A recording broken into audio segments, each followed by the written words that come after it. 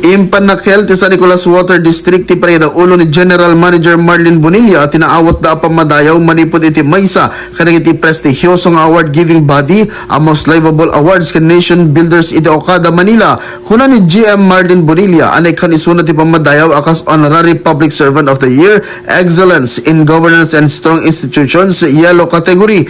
Malaksid ken kuana ket Naikkan ti Pammadayaw iti simubukel asa Nicolas Water District akas Most Live Sector Award for Clean Water and Sustainability Champion in the Philippines Yellow Category. Naamuan adagiti nakisalip iti daytoy a Pammadayaw ket digiti narway nga ahensya ti gobyerno akas DTI, BIR, DOST ken dumapay ken talud a water district kadagupan kadagiti narway a water districts iti Intero Pilipinas iti nakaukon ti award.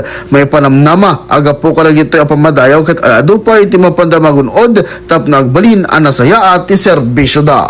Para iti IFM News, ay Dolores Martinez, Tatok, Aremen.